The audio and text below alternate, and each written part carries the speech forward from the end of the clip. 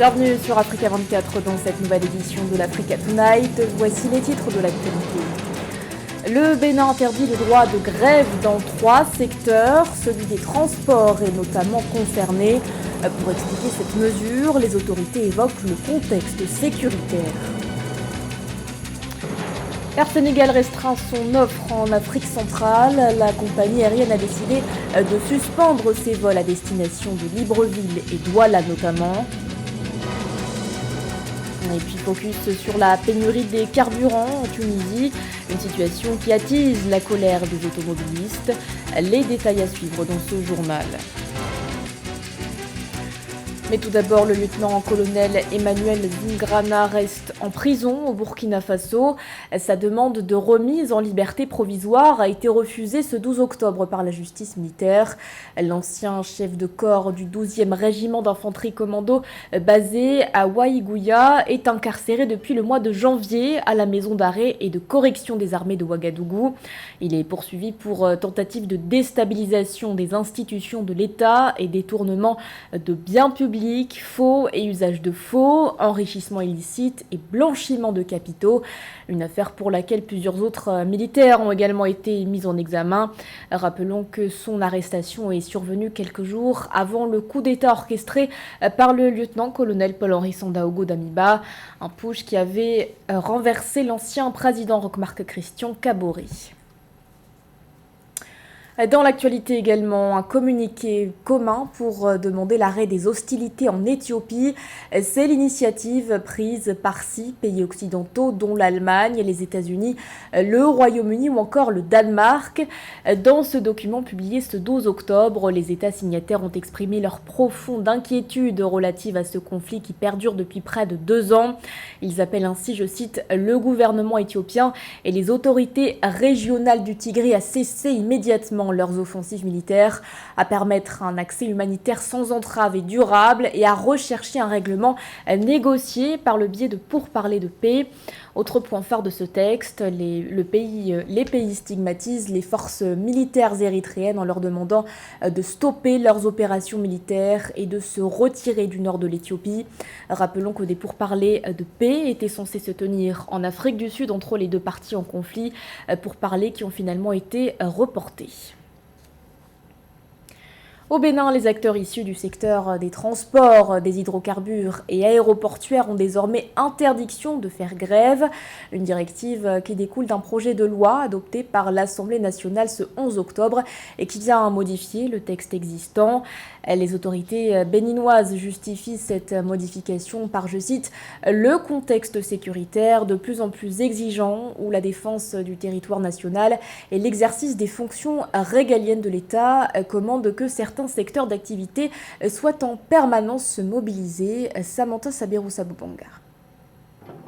3 nouveaux secteurs interdits au droit de grève au Bénin. L'Assemblée nationale a adopté ce mardi 11 octobre 2022 la nouvelle loi interdisant le droit de grève au secteur du transport, de l'aéroportuaire et des hydrocarbures. Interdit le droit de grève aux travailleurs des secteurs des hydrocarbures, du transport aérien et maritime est grave. C'est une violation des conventions 87 et de la convention 98 de l'OIT. C'est une remise en cause des droits acquis. Il doit pouvoir, le gouvernement du Bénin, que l'OIT a invité à conformer ces lois, notamment le Code du travail, la loi sur la grève, par rapport donc aux interdictions du droit de grève aux paramilitaires et aux agents du secteur de la santé. C'était déjà une violation des conventions. L'application de la loi est sollicitée en raison du contexte sécuritaire de plus en plus exigeant où la défense du territoire national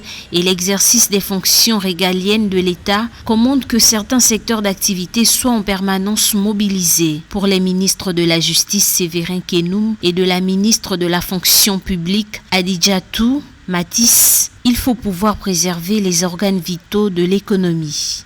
Et aujourd'hui, on vient élargir cette violation à d'autres secteurs, au secteur des hydrocarbures, des transports maritimes et aériens. C'est inadmissible, c'est à condamner.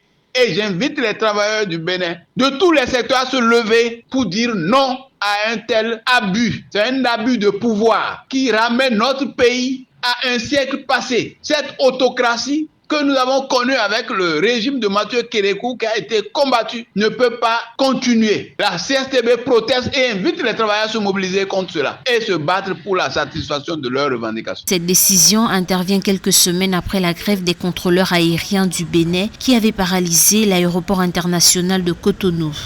Plusieurs députés ont salué l'initiative du gouvernement car selon eux, cette loi vient régler un problème de stabilité et de quiétude au Bénin. Le Cameroun abrite actuellement la 3e édition de la conférence Pro Meet Up and Learn. Un rendez-vous organisé à Douala et placé sous le thème « Mise en œuvre de la ZLECAf », la nécessité impérieuse de la promotion des contenus continentaux. 3 jours de discussion axés notamment sur l'industrialisation du continent ou encore sur la technologie et le digital. Reportage de notre correspondant Narcisse Oum. Le commerce intra-africain est jusqu'ici estimé à moins de 20%. L'activation de la zone de libre-échange continentale africaine en 2021 devrait permettre d'accroître les échanges et optimiser la production sur le continent pour garantir un développement inclusif qui bénéficie aux populations locales. C'est pour accompagner cette vision que la communauté économique et monétaire de l'Afrique centrale a réuni dans le cadre d'une rencontre professionnelle des entrepreneurs locaux et étrangers, des politiques, des chercheurs et journalistes. La 3e édition de ce Pro Meet Up and Learn, qui court jusqu'au 14 octobre dans la ville de Douala au Cameroun, s'articule autour du thème « Mise en œuvre de la ZLECAf », la nécessité impérieuse de la promotion des contenus continentaux. Alors, mes attentes sont déjà l'adhésion massive de ceux pour qui nous avons conçu cette plateforme, donc les entrepreneurs, pour qu'ils adhèrent et qu'on aille ensemble vers la transformation dont nous faisons la promotion aujourd'hui pour aller relever les défis que nous impose l'opportunité qu'est la zone de libre-échange. L'objectif de cette rencontre est de constituer une plateforme relationnelle entre les diverses composantes du développement de l'Afrique. Cette plateforme, en restructurant les marchés et économies du continent, va déboucher sur la transformation structurelle de l'Afrique. Pour les experts, il faudra pour y parvenir investir dans la production locale en construisant des chaînes de valeur, sources d'emploi et de richesse.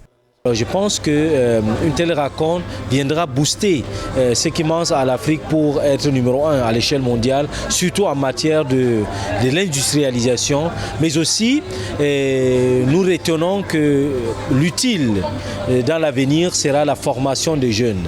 Et la formation des jeunes passera par une main-d'œuvre locale qualifiée, et cette main-d'œuvre locale qualifiée passera par des grandes formations. Et je pense que c'est ce que nous offre aujourd'hui ce salon. En ouvrant ses travaux à Douala, le PML franchit un cap important pour son ancrage dans le paysage business du Cameroun, de la sous-région Afrique centrale, avec pour but d'atteindre les objectifs assignés à cette plateforme, à savoir le branding national du Cameroun, le sourcing des solutions et recommandations pertinentes à même de booster les échanges sous-régionaux.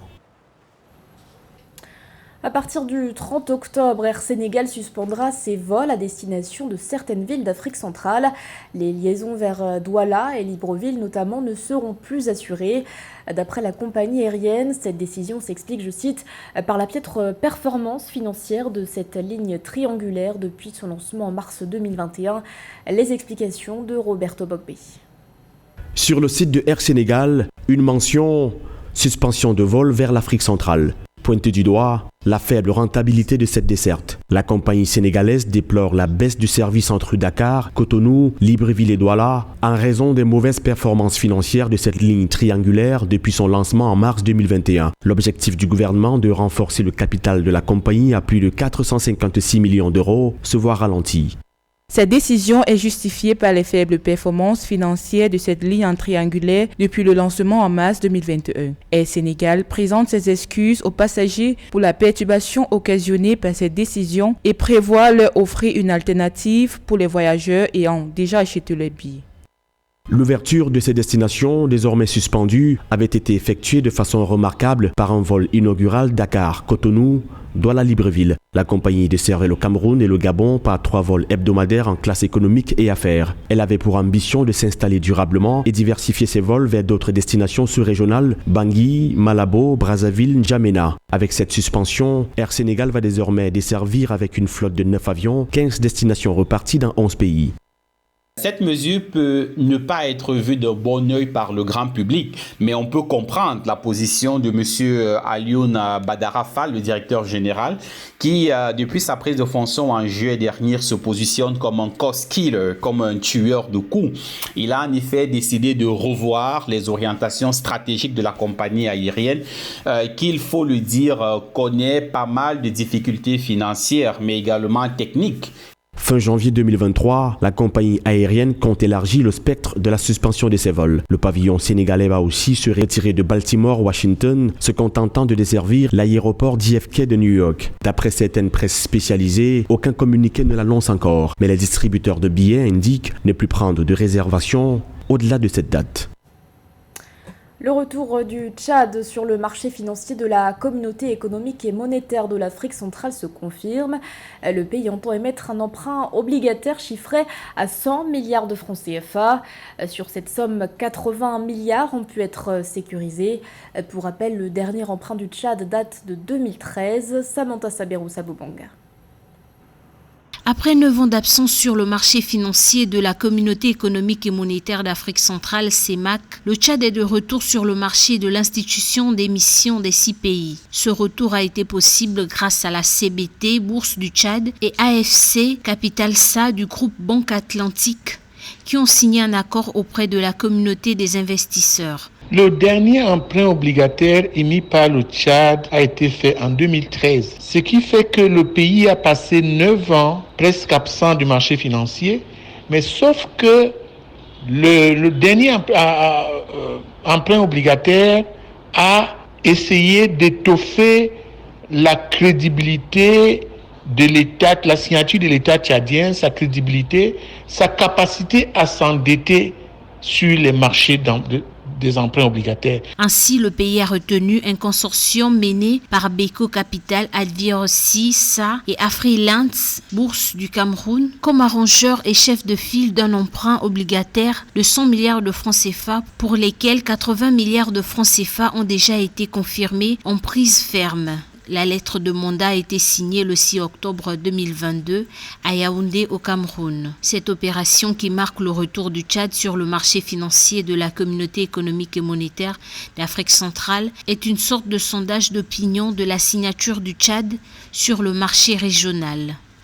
Au lendemain des décisions prises au Tchad visant à étoffer de nouveau la crédibilité politique du pays, l'État va donc, à travers ce nouvel emprunt obligataire, tester son image auprès des investisseurs, tester son image auprès de tous ceux qui peuvent encore acheter la signature du Tchad. Les fonds levés devraient permettre au pays d'Afrique centrale de redynamiser son économie après la conjoncture difficile renforcée par la pandémie du Covid-19. Plusieurs projets vont aussi être réalisés, notamment la construction des infrastructures économiques, électriques, scolaires, la finalisation des chantiers de grands édifices publics tels que la voirie urbaine pour l'assainissement de la ville de Djamena. En pleine crise économique, la Tunisie est confrontée depuis quelques jours à une pénurie des carburants, pénurie qui s'ajoute à celle des denrées de première nécessité qui dure depuis plusieurs mois déjà. Alors que les automobilistes sont excédés, la situation pourrait toutefois s'améliorer. Une reprise de l'approvisionnement en carburant a été annoncée ce 12 octobre. Zahra Mohamed Moutiou. De longues files d'attente devant les stations-service.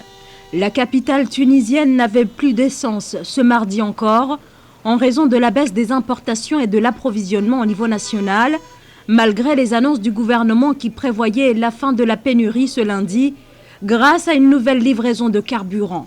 Face à la situation, les automobilistes sont accablés. Le manque de carburant m'affecte beaucoup. Le matin, je ne pense qu'à comment je vais faire le plein d'essence. Je ne pense à rien d'autre qu'à comment j'emmènerai mes enfants et ma femme au travail et à comment moi-même je vais y aller. La crise des carburants s'est déclenchée la fin de la semaine dernière. Les réserves d'essence se sont alors épuisées dans les stations-service. Celles qui détenaient encore des stocks n'étaient plus autorisées à laisser les automobilistes remplir au-delà des 15 litres. Notre travail s'est arrêté, nos vies se sont arrêtées aussi. Tout est perturbé. J'attends depuis 1 heure pour faire le plein dans cette station-service. Une pénurie d'essence qui attise la colère. Mais une amélioration est peut-être en perspective. Ce mercredi, les autorités ont annoncé la reprise progressive de l'approvisionnement dans les stations-service. Ce journal a été réalisé par l'ensemble de la rédaction. Merci de votre fidélité. L'actualité continue sur Africa 24.